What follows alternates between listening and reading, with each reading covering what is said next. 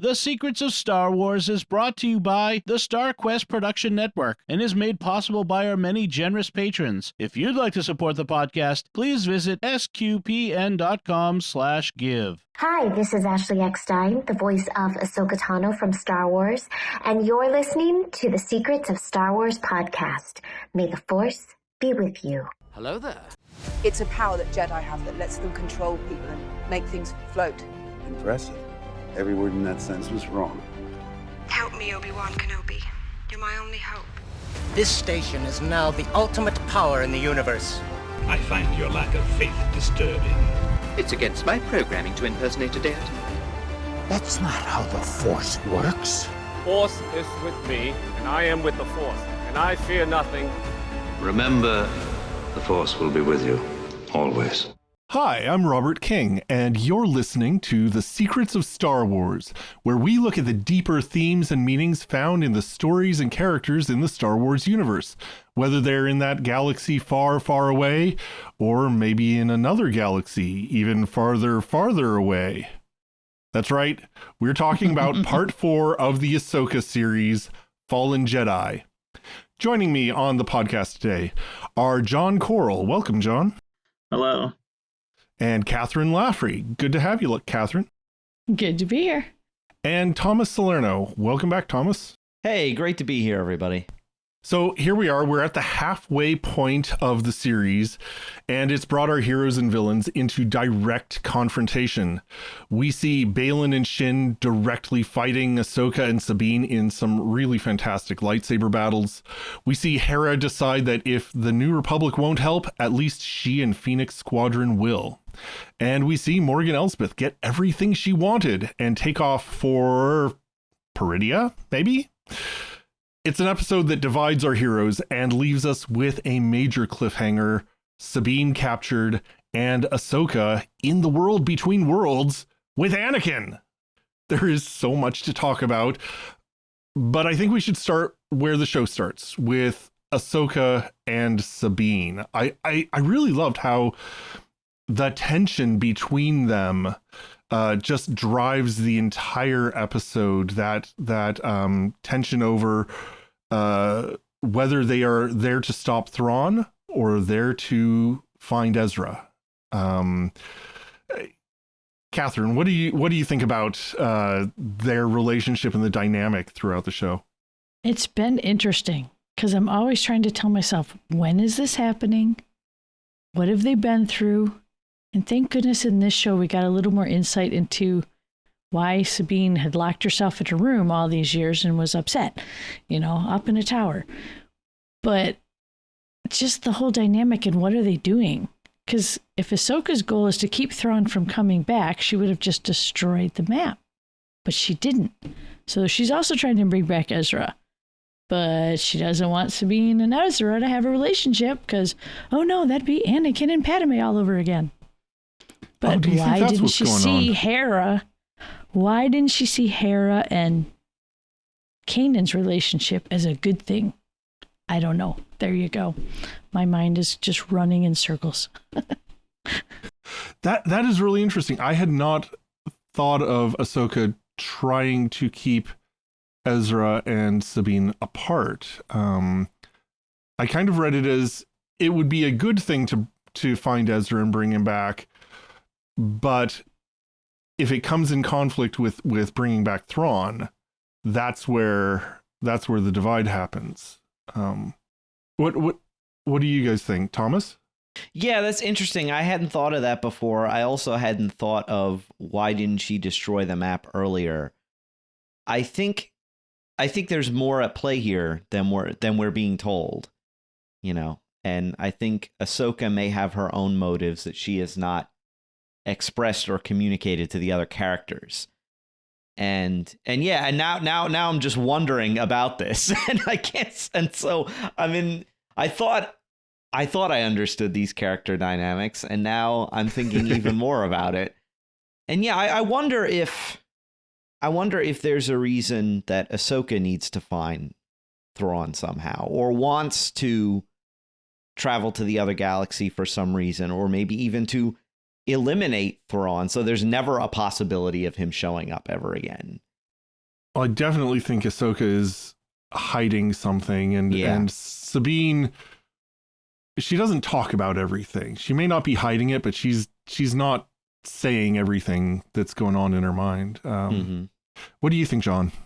Yeah, I hadn't thought of it the way that Kathryn expressed it, because I thought, it was just simply, Ezra's out. If Ezra's still out there, then let's bring him home. And that was, the initial idea. But then with the way the whole discussion came upon us about the when she was explaining, could you though, destroy that map? When she asked Sabine that, to not bring Ezra home and to keep Thrawn away, that was, because she said sometimes we have to do what is right regardless of our personal feelings. And then Sabine said, do you believe that? And she says, when the stakes are this high, I have to. And so it seemed to me, I don't know why you'd want to go search out Thrawn. Unless you want to confirm he's gone. Because to me, if you're going out there, if he's still around, you're going to have issues. And so my thought would be the idea was more to bring Ezra home, and then, and then keep Thrawn exiled or eliminate him completely. But, but apparently,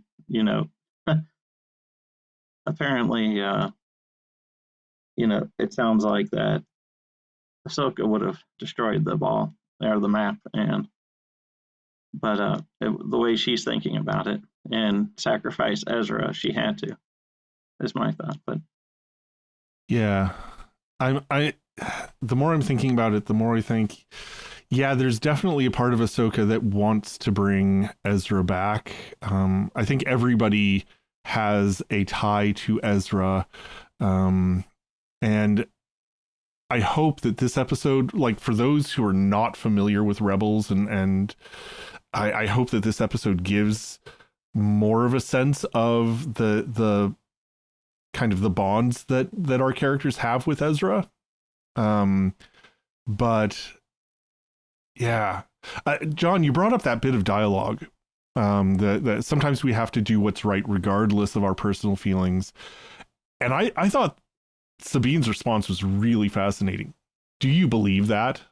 Right.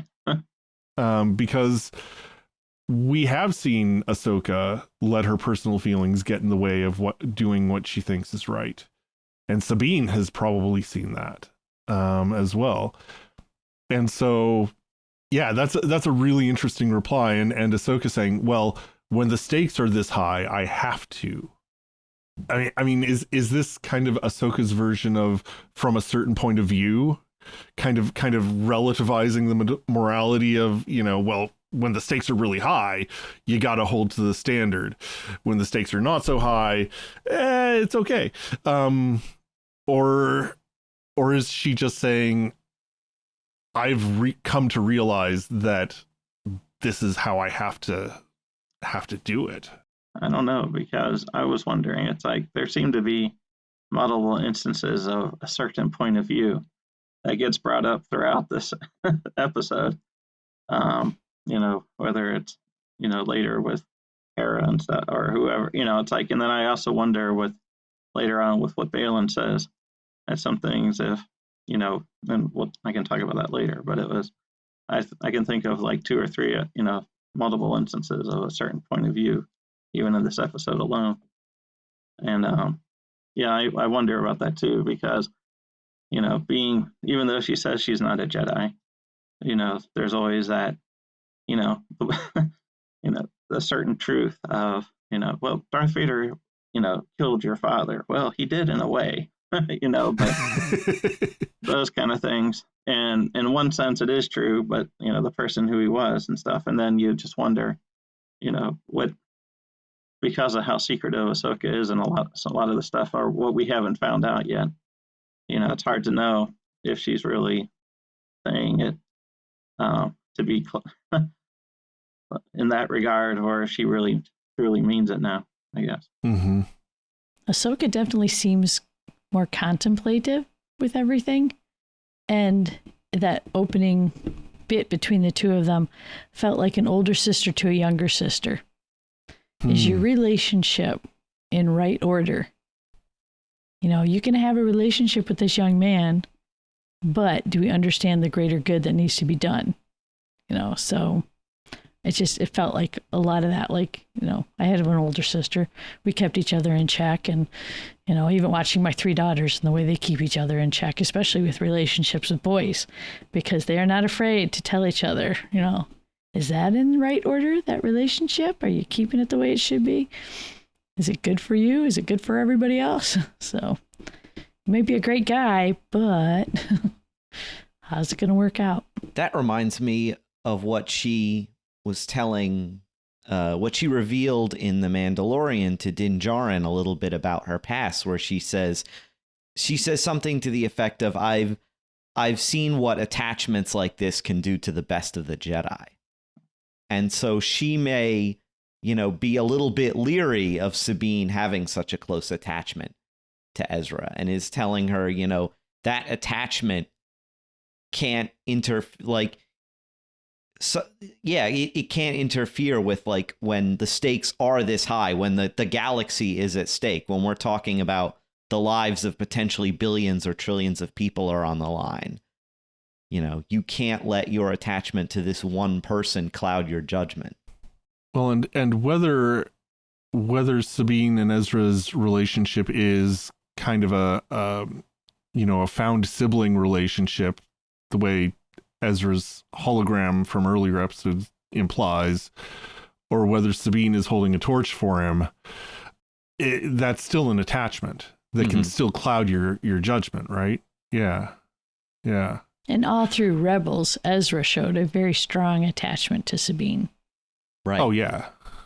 Yeah, which, I mean, to be honest, until that hologram in Ahsoka, I read that as a romantic attachment. Right, yeah. And so I a little bit wonder if the you know, I love you like a brother loves a sister kind of thing is that a little bit of a retcon, or is that Ezra fooling himself? But yeah. Yeah, we don't need another Leia Luke kiss. Oh, come on, it's Star Wars. So wrong. Oh my goodness. Well, this, I think you're absolutely right that the Ahsoka Sabine relationship feels very much like an older sister, younger sister kind of relationship. Especially when they go off on their mission together after Huyang says, you know, you do better when you're together. And they're like, okay, well, you know, it's like, it sounded like two sisters right there when they were talking, or as they said goodbye to him or whatever. Especially in that scene, I thought. Yeah. I love how Huyang kind of assumes that he's the real authority in the ship, you know. Well, he is 25,000 years old, so he has that claim to authority, I suppose. Yeah. No, it's fantastic. And I mean, if I were to pick like an absolute winner for this episode, I think I would pick Huyang. He is awesome in this. Which maybe brings us from like this tension between Ahsoka and Sabine to like the external conflict of the fights. And this episode is just packed with fights. When I was thinking of how to summarize the episode, I was like, it's kind of just fighting from beginning to end. And the first blow is struck against Huyang. Right. It's Rock'em Sock'em Robots. It is. Exactly. It was fantastic. I wanted that robot's head to pop up. Yeah. That's brilliant. Well, one of them pops off at least. Yeah. I did not know that I needed battling bots in the Star Wars universe, but like I'm thinking back and it's like, okay, we've had battle droids, but we haven't had like robot versus robot combat before. And oh wait, no, isn't there like a droid like pit fighting thing in the Han Solo movie very briefly? Isn't there like a droid arena? Yes. Yeah, I could have sworn I remember that. But we That's see it when very Lando's rarely. robot goes nuts, right? She's like, Right, go free, my friends, go free. Yeah, exactly. Mm-hmm. Yeah. It's rare that we see, usually when you see droids fighting, there's battle droids shooting each other with blasters or whatnot. That this was like, like Rock'em Sock'em Robots is. It was great. I actually expected Hu Yang. I thought they were gonna he would be destroyed in these early scenes because they kept showing him outside and there's ominous music playing and you could tell he was being stalked. I'm like, oh, are we gonna lose Hu Yang right now? But no, luckily he holds his own, which was great.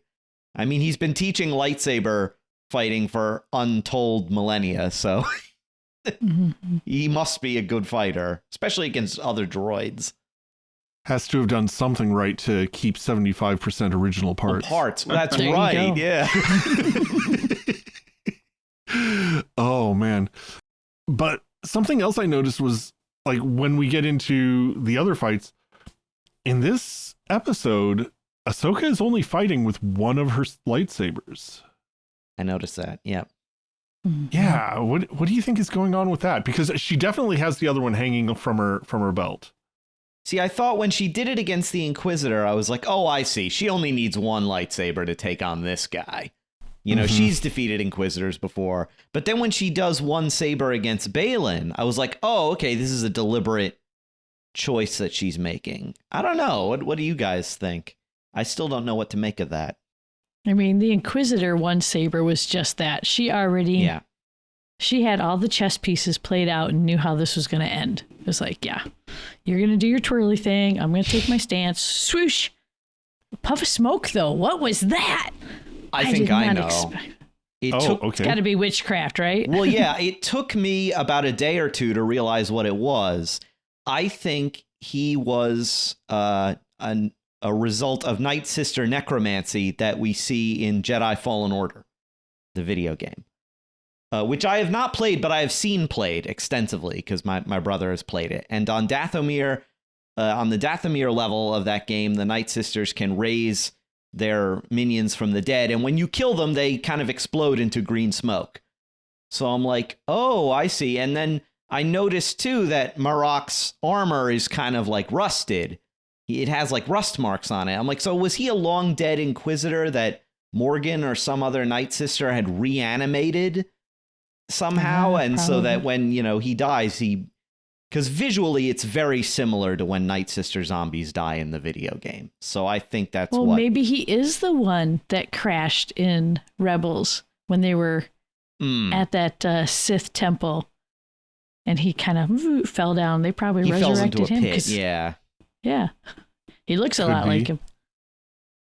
So somebody suggested, I forget if this was on Facebook or on Discord, but somebody suggested that maybe this is the bottom half of Darth Maul.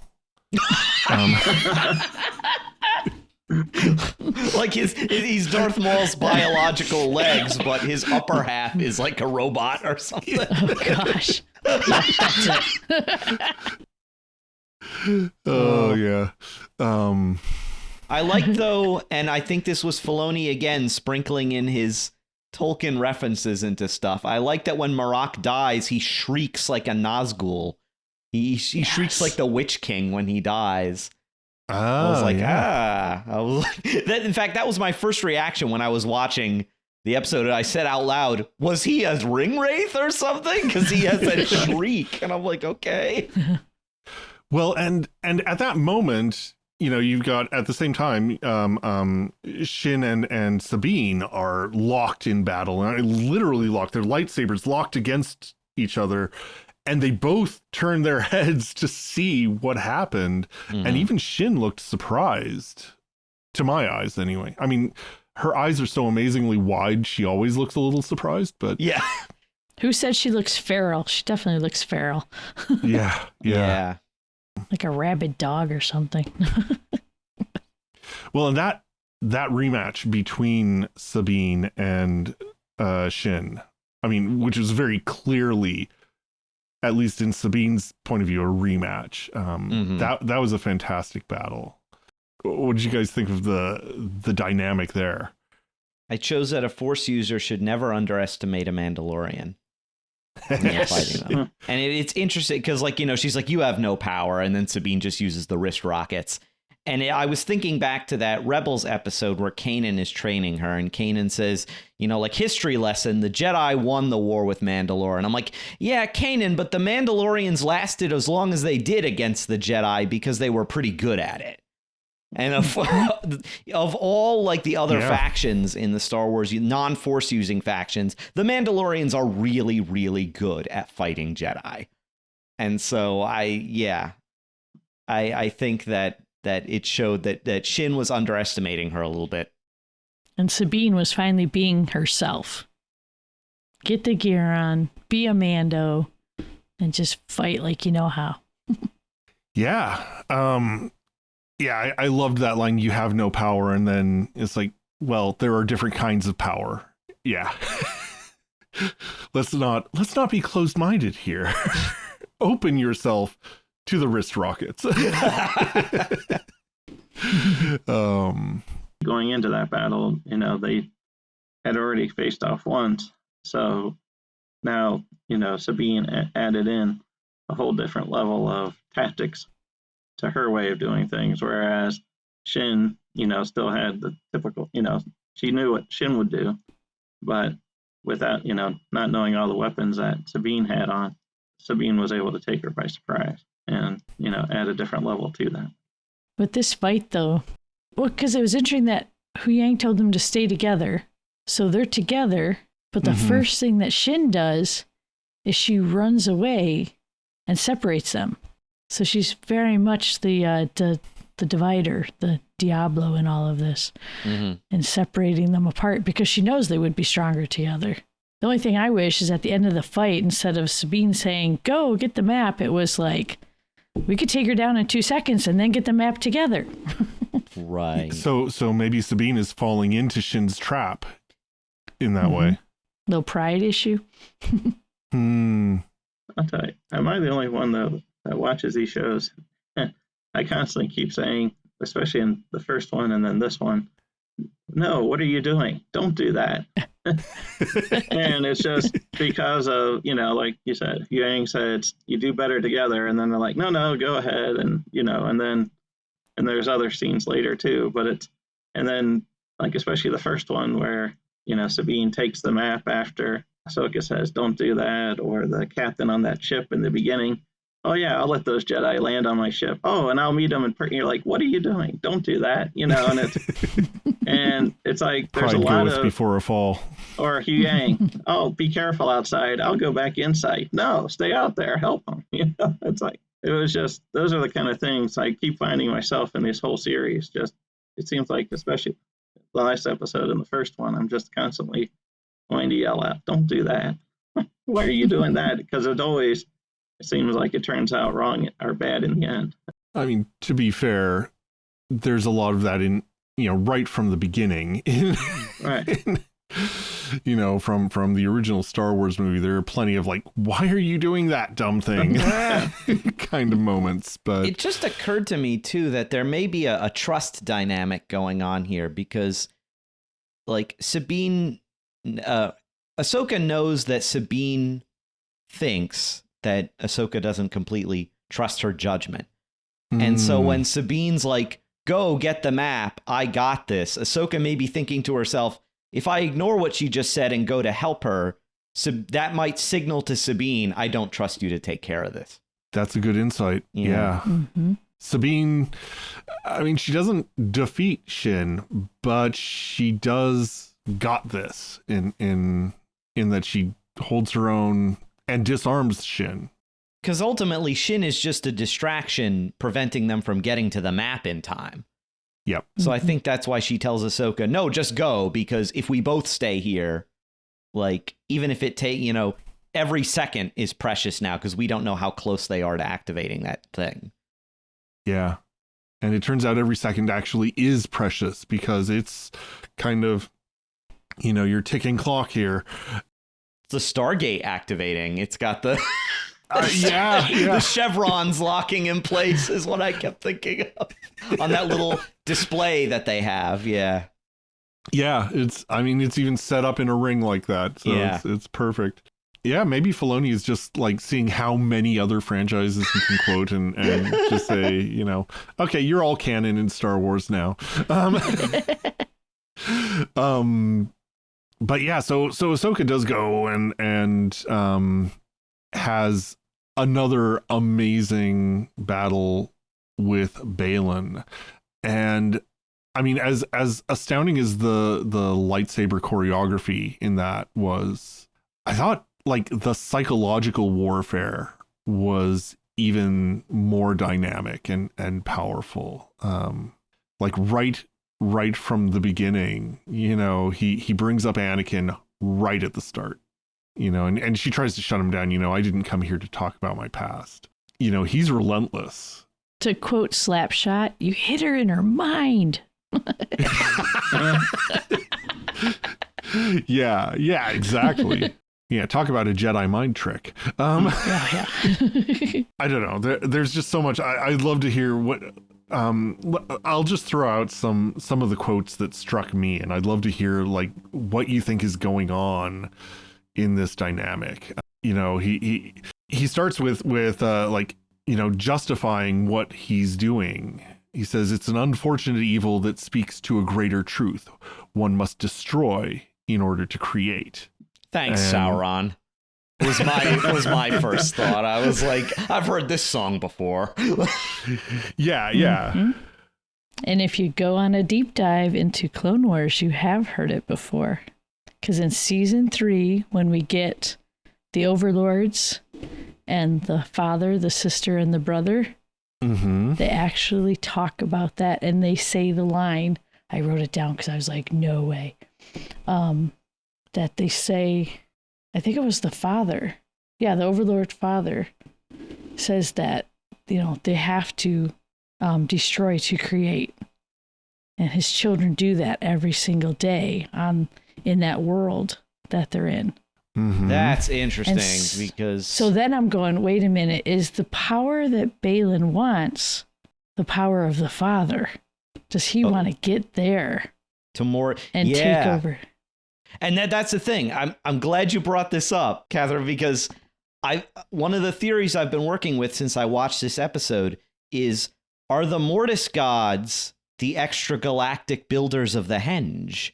Is that why it has a connection to the world between worlds, and Ahsoka could seemingly enter the world between worlds? I would say absolutely yes. I think they built the Henge. The Henge is there in the Clone Wars. They do an actual flyover of it. Oh, wait, really? Oh, yeah. I was like going out of my mind. Mortis? Yeah. So you actually see the exact same stone layout, but complete with the map, everything. I was just like, no way. Oh my gosh, everybody's got to know this. Please, people, go watch this. when they go to Mortis, they kind of go through this sort of space timey-wimey thing, right? So they're sort of separate from the rest of the galaxy too. Like, and that made me wonder, are they actually an extragalactic race? Well, the father said he pulled them out of time and space to protect the galaxy because it was too dangerous for them to stay in it. So he, said he actually called himself an anchorite of the Force. And so we're there to protect everyone. And I think Anakin says, so this is a sanctuary? And the father says, yes, and a prison. So I was like, whoa, this is where all this could be going to. And if we get to see the father and the son, I think who are still alive in live action, that'd be so awesome. And Ahsoka stepping into the role of the daughter? Yeah, correct me if I'm wrong. She has the daughter's life force within her. Yes. Somehow, she right? Does. Yeah. Yeah, in order to save Ahsoka, who was killed by the son, the daughter who says, I am selfless, and that's all she does is give, she actually gave her life force to Ahsoka to live. So yeah, all this could come together in a crazy way. Which says, and we are exactly like one half through this series. it may get even crazier and more insane as we go on. Like, people thought that like seeing Thrawn in live action is what's going to blow our minds, but they might have something like, that totally dwarfs his appearance in terms of like the metaphysical, implications. Do you think Baylan has any idea of Ahsoka's connection to the daughter? Yes, I do. I think that's the power he's after. Okay, so the next quote I wanted to throw out is, he says, "Your legacy, like your master's, is one of death and destruction," which does not sound like he's connecting her with the daughter who only gives. But the destruction, and if you put Anakin in the role of the son and Ahsoka in the role of the daughter, you get the cycle. With the death, destruction. He didn't mention the life, but the cycle could happen. He was just saying so many things after I rewatched those. It just all kept clicking back and forth. And that was a Filoni bit. So I'm like going, man. And there's a lot of Lord of the Rings references in there too. Oh my gosh, yeah. Oh yeah. Which has Filoni written all over it, because I've noticed in almost every Star Wars thing he handles, he puts Tolkien references in it. I love that. Mm-hmm. In the when Baylan drives Ahsoka to the edge of the cliff, he says, it didn't need to come to this, but no other way. And it seems to be like from the beginning, he's implied that we don't have to fight. There is another way to manage this situation. Probably meaning, join me and we will, rule the two galaxies as father and daughter, maybe. But like he's reluctant to do battle with her, but he's implying that Ahsoka only knows how to fight. Like, her only okay, so in my D&D campaign, I've got a friend who's playing a barbarian, and she says she loves playing the barbarian because she knows that her answer to every question is smash. And so I'm thinking, Baylan is implying that Ahsoka's only answer to every question is smash. And I think that's a really interesting sort of accusation that he's hurling at her.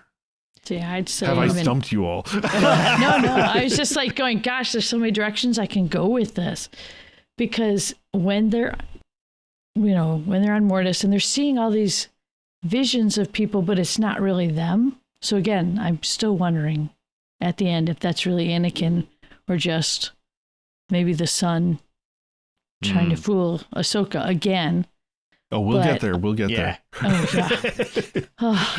But there was a time in the Clone Wars episode where Ahsoka has a vision of her future self and her potential. And she's very powerful and very much like she is in the live action.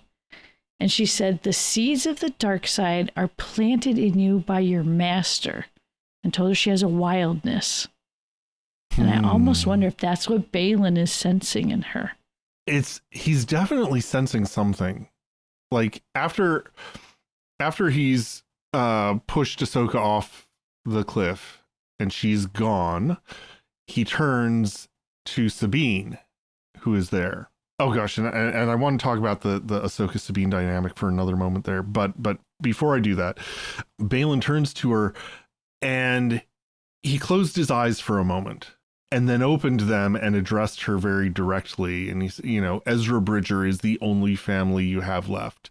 Your family died on Mandalore because your master didn't trust you. And, we talk about, all the force powers that are, on display in, anytime we have a force user. But he's really using some kind of insight into his opponent's minds. Your thoughts betray you. Exactly. Like what Vader says. Mm-hmm. Yeah, but almost on steroids. I mean, he pulls the name out of her mind. When you look at it, I mean, when in the prior episode, I think it was, when they're trying, she's trying to move the cup and she's saying, "I just can't feel it. I can't feel the force."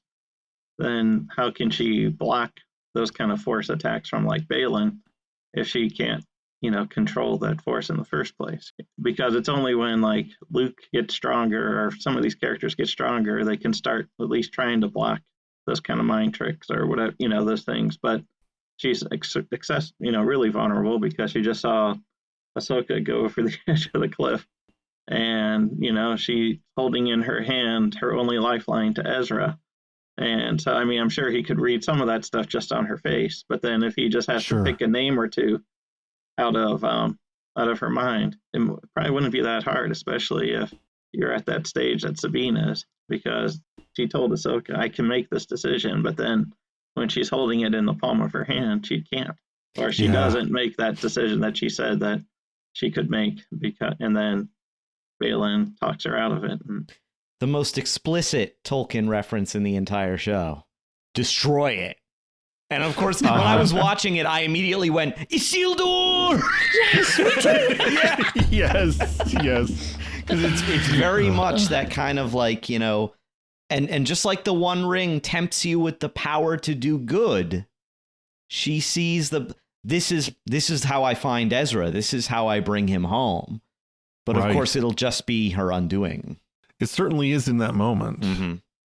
I do want to rewind just a bit, though, because as, in the fight between Ahsoka and Baylan is pushing her to the edge, and she sees Shin come back into the henge, right? And she says, Sabine. And you realize, or at least what read it to me was, Ahsoka has an attachment to Sabine that she's not dealing with and not willing to let go of. And just the violence with which she throws Shin against the rock there. And then when Sabine herself comes back into the henge, it's the same line, Sabine, but there's such relief and care in her delivery of it, before she switches back to master voice and says, destroy it, but yeah, it's like we've talked about Sabine's attachment to Ezra. We haven't talked, I think, about Ahsoka's attachment to Sabine, which I think is very much a sisterly attachment, but it's everyone's got attachments here. We've got attachment issues. Yeah. She's not letting, she wants Sabine to be fully herself, like she said, but at the same time, she doesn't feel like she can do it on her own. And at some point in time, one of the best things I ever did when I worked at an art studio, and I was a lead artist. So my job was to train other artists to paint like I was painting. Like we got to do mass production of these hand painted items. But then it got to the point where I knew I was going to step out of that role. And I had to train my replacement. So it's like, who's going to take over what I'm doing next? And the hardest thing for me to do is to switch from, I'm training you to do what I do, to, I need to train you to go beyond what I do, to take over my job. And I think that's where we're seeing that relationship right now. It's like, how do you let go and let her take over and be fully herself? Because she can't if she's always burdened under, you don't think she can do it. That's a really good insight. Yeah. And that's the thing between every master and Padawan in Star Wars, right? It's like, how does the master let go, and realize the fledgling has left the nest kind of. And I think, Obi-Wan and Anakin had problems with that. Even when Anakin's a knight, Obi-Wan's still a little bit like, It's definitely a recurring theme in Star Wars. Absolutely. Oh, yeah. We were brothers, but I was always the older brother. Oh, yeah. I still know better than you. That's my horrible Ewan McGregor impression. There was a higher ground moment when they first came across Shin and the Inquisitor. They're actually standing on a little mound. Yeah. And I was like, they show them. And then what's Shin do? She steps off. I'm like, hey, she gave up the high ground. Classic mistake. All right. Before we get to the part we all want to talk about, let's shift to the real adult in the room, Hera, who has this great scene telling the New Republic representative exactly what she thinks. I thought, that scene where she is heading off and he's like, you can't leave without authorization. And she's like, watch me. Oh, right. And like, you'll figure it out. I'm like, and that dude, he's like, he appeared before, right? He's clearly like her aide de camp because he's just like a lieutenant. And she basically gives him like the classic aide de camp job. Okay, you figure it out. Like, yeah, it's like, I'm going to create this big problem. You clean it up, Yep. I love how she left him just standing there muttering, think of something, think of something, think of something. I loved when he tried to stop her. She turns to Jason and Chopper and sends them off and says, take care of him or keep an eye on him or something like that. And you're not sure which one she's talking to.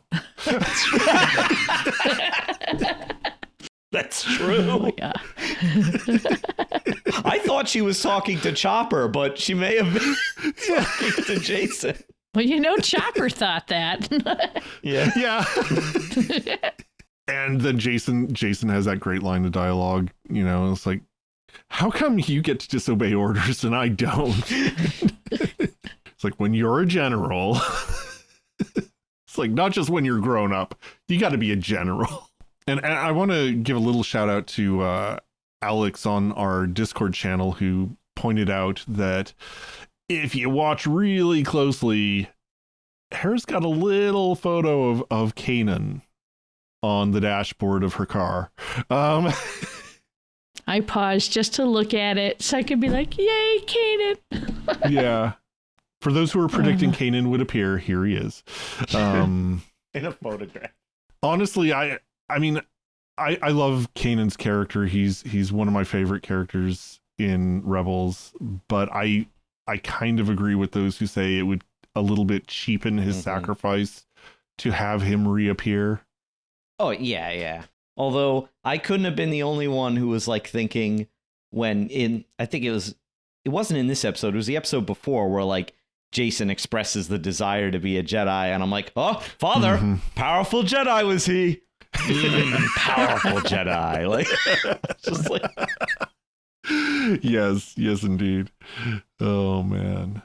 And then of course we see, Hera leading the charge to come in and clean up the mess that Ahsoka and Sabine have been making. And I predicted it. That character showed up, the X-Wing pilot. Yes. I can never remember his name. I'm sorry. You guys were calling it out last time. Oh gosh, I've got it here. Carson, yes. Carson, yeah. I was like, yay! I hoped he would show up in this series, and I was right. Well, the question I was wondering about Carson is, at the end of Mandalorian, he, asked him to join, and with the timeline, we know when he's asking the Mandalorian to help out, if he wanted to, at that last scene in season 3 or near the end there, and I was wondering, has he been through this Eye of Sion stuff already, and he knows weird stuff is happening, or is that before this whole thing happened? Because he said, because he was trying to, because he's on the other side of the universe with the galaxy with what's going on there. The timeline is not entirely clear. Yeah, because at the time we're still thinking that Morgan is in prison, but did she escape within that period of time? Because, like I said, that's on another side of the galaxy, and it's past not our story. But I was just kind of curious about that, just wondering about the timeline. Well, and we saw him in the bar with Zeb, right, as well, right. And a lot of people are asking, where's Zeb in this series? I mean, it's so much a Rebels season 5,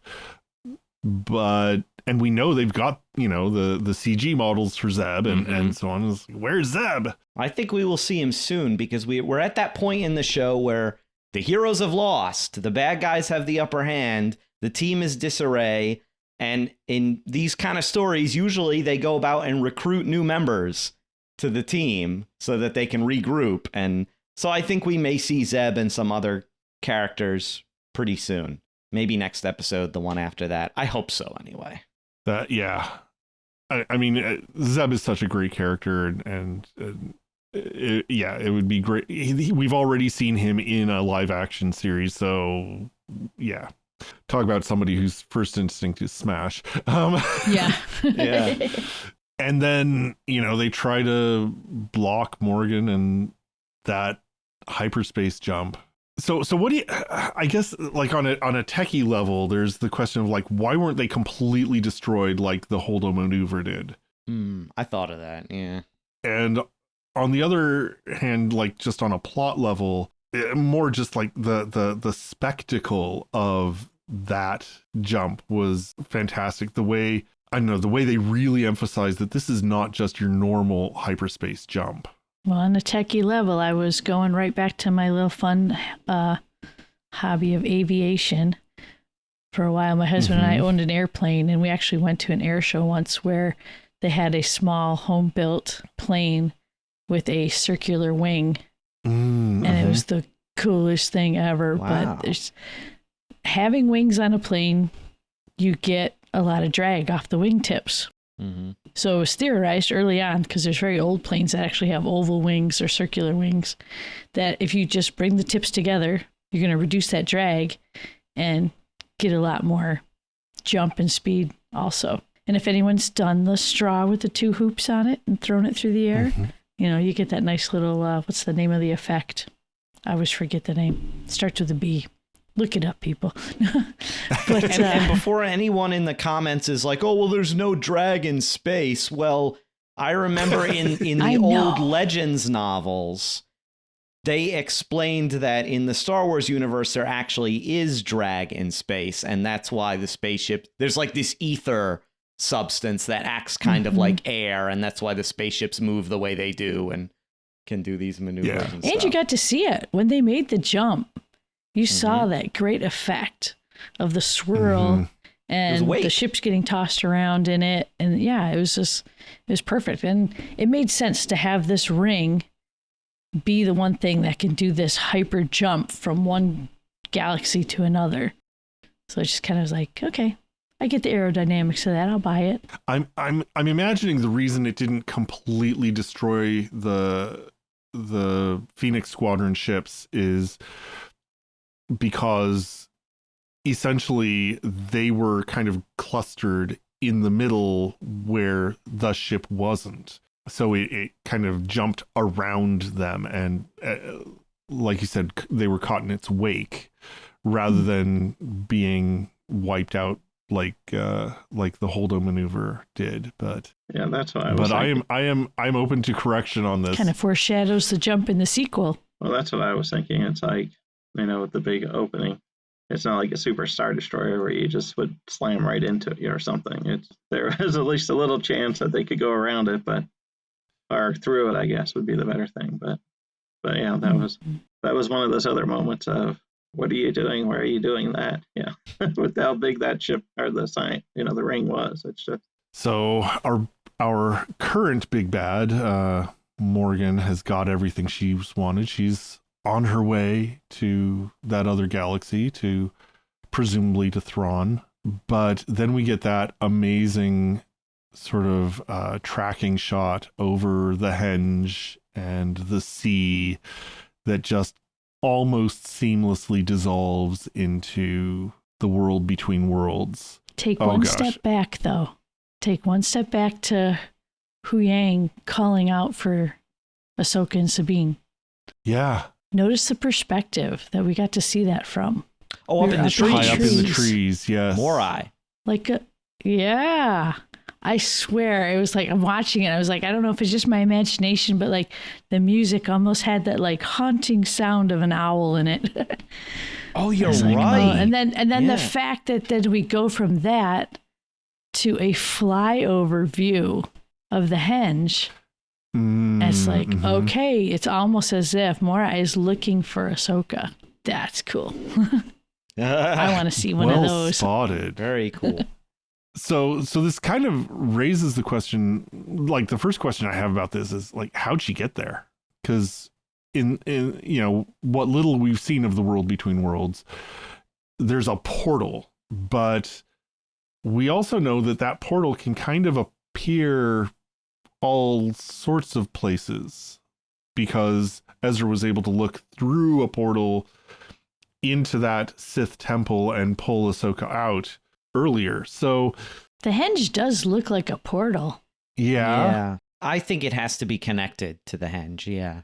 And it's got to be connected to Mortis. It's got to be connected to the father and the daughter. I mean, just seeing how similar those are and that you get the exact same flyover view. It's like, there's got to be a connection to this. And that she's pulled in like that. The temple from the World Between Worlds arc has iconography of the Mortis characters on it, right? Yes. So they're connected to the World Between Worlds in some fashion.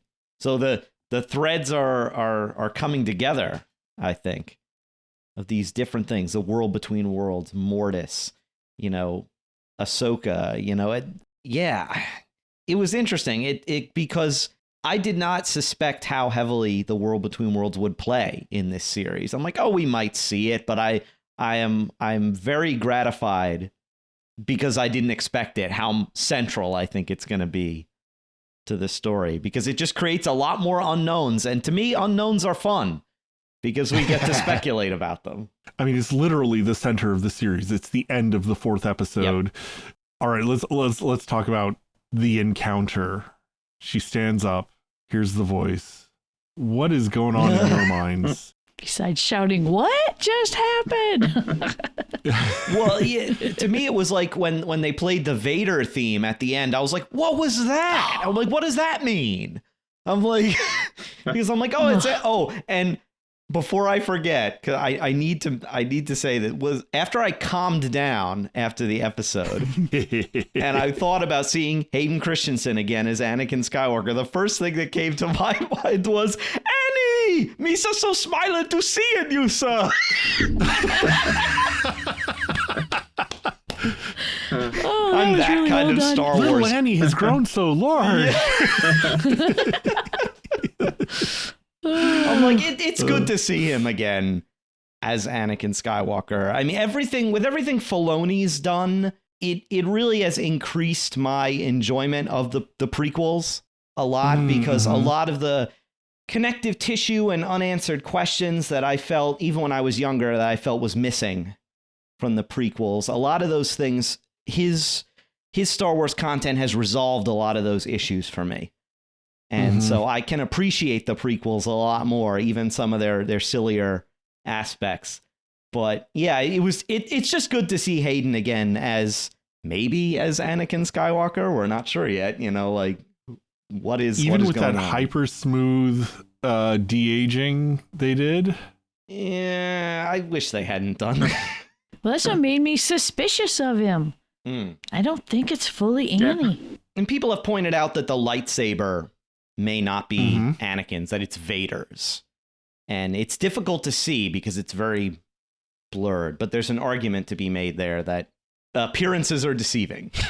I mean, the franchise has received criticism on their de-aging, from when Luke first appeared in The Mandalorian.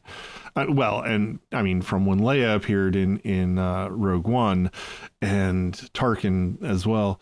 I mean, it's you would think they would know this is something everybody's going to be looking at. And they deliberately didn't de-age Hayden Christensen for the flashback scenes in Obi-Wan. And so I wonder if the hyper smoothness of it isn't deliberate. Just as you say, Kathryn, to let us know appearances may be deceiving. Well, especially, as was just mentioned, though, too, you're thinking, oh, this is a happy moment. And then the Vader theme, when it goes dark, is like, maybe it's not so happy, and it's just, and it really left a foreboding kind of feeling of what's going to happen in the next episode. Yes, because that was such a small little scene, but such a big change right there with just those, little theme music at the very end there. Yeah, that was 10 seconds of a lot. Yeah. I interpreted it as, okay, the last time when I was interpreting it as that's definitely Anakin, I was thinking, well, the last time she saw him, he was Vader. And so that they've put the kind of that, like, you know, there's a lot of baggage here. The last time they were together, he tried to kill her.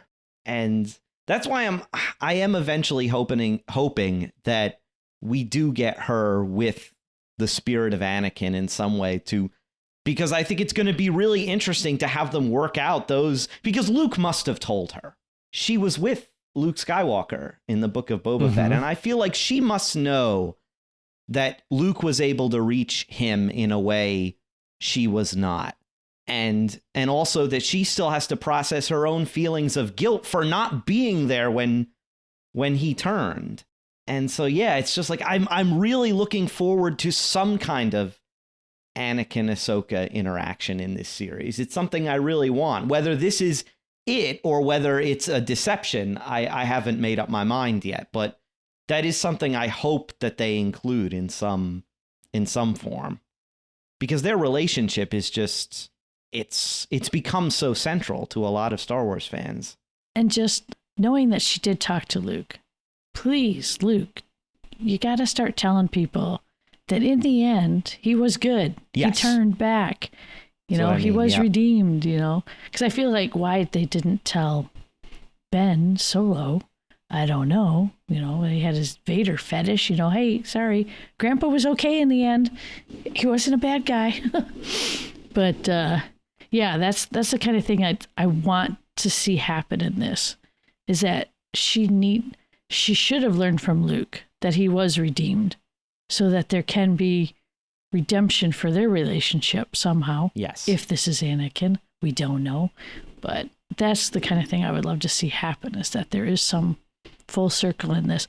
One of the Legends books actually had Leia accidentally fly through the spot where the second Death Star had exploded. She had this experience of, you know, feeling the rage of the dead, not really dead anymore, Sidious, but also was able to have a vision of her father and had a redemption forgiveness moment where she like got to see him as Anakin, not as Darth Vader. So I wish that kind of thing would happen with Ahsoka, have a closed circle in that. Lots and lots of possibilities. I mean, I think that these are exactly the sort of questions that this episode is trying to raise with leaving us on this cliffhanger. I mean, this is not the Anakin who appeared in Return of the Jedi as a Force ghost. He's wearing his Clone Wars sort of getup. What's going on? I don't know. And that's what makes it great. I don't know. That's what makes me excited. I have no clue what's going on. And I'm like, please show me more of this. Well, I mean, that's the anticipation for next week's episode. So, which will, you know, drop the day that this podcast drops, of course. So when you're listening, you won't have to wait too long. Right. Yeah. Did anyone else pick up the feeling of death coming upon Baylan? And I don't know if it's so much because we know that, you know, Ray Stevens, the actor, died, but there's so many times where he says, I have to serve the greater good, in a way where it seems like he knows he's going to have to die. And there's just like this certain darkness about him. And the fact that even in the scene where he, you know, puts his lightsaber away and confronts Sabine, behind him is this storm cloud coming. And it just kind of was like, does he know he's going to be giving up his life for whatever this greater good is that he thinks he has to serve? I don't know. It just had kind of an eeriness to it. I don't know if it was just because we've lost the actor or maybe that's part of the story. We'll find out. And just like bouncing off that, it reminds me of another interesting wrinkle to his character is when Morgan tells him to have faith.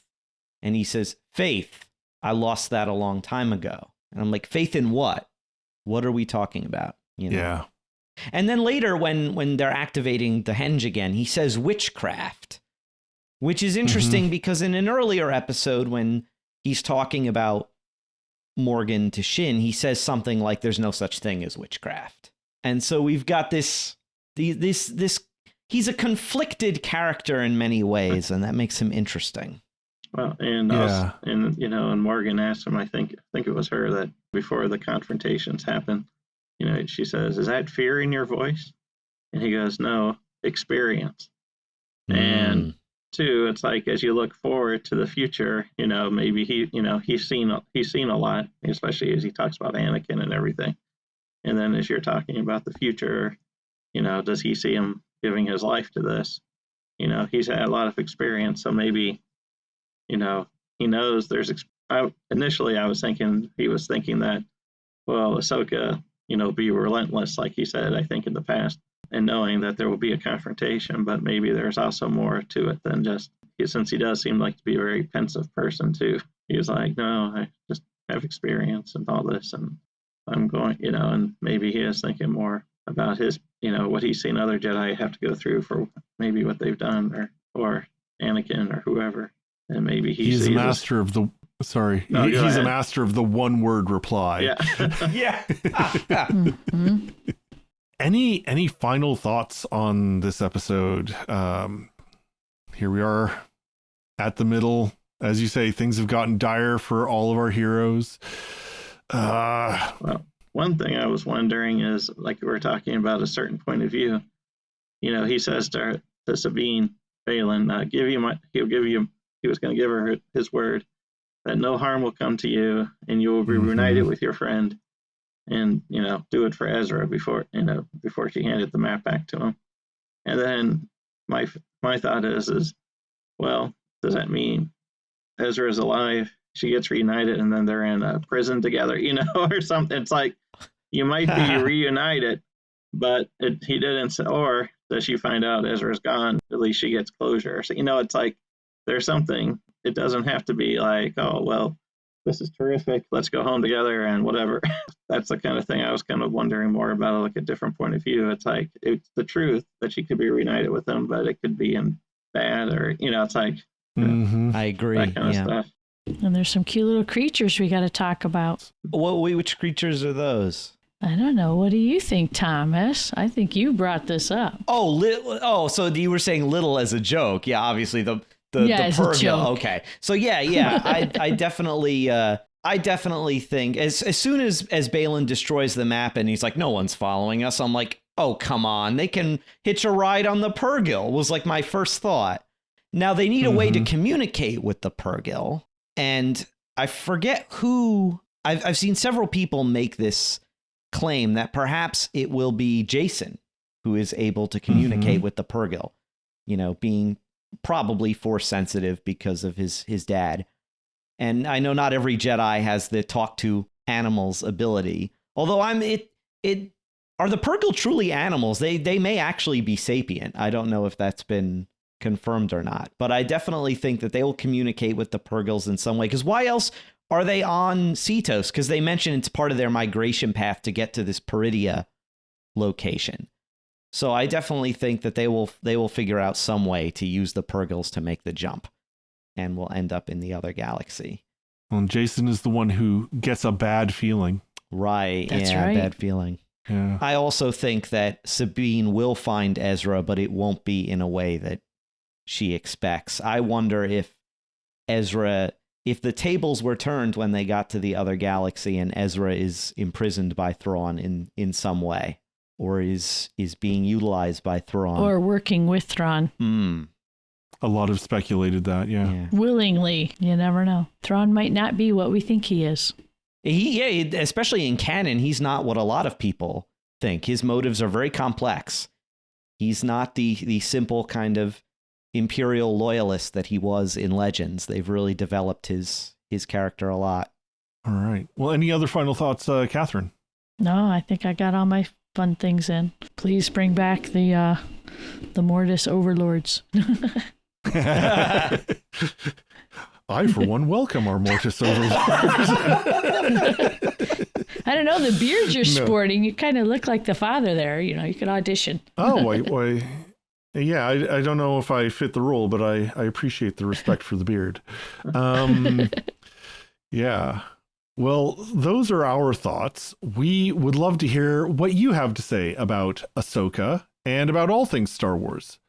Please join the conversation on social media. We are on Facebook at facebook.com/StarQuestMedia.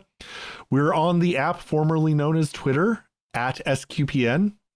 And you can get an invite to our Discord server at sqpn.com/Discord.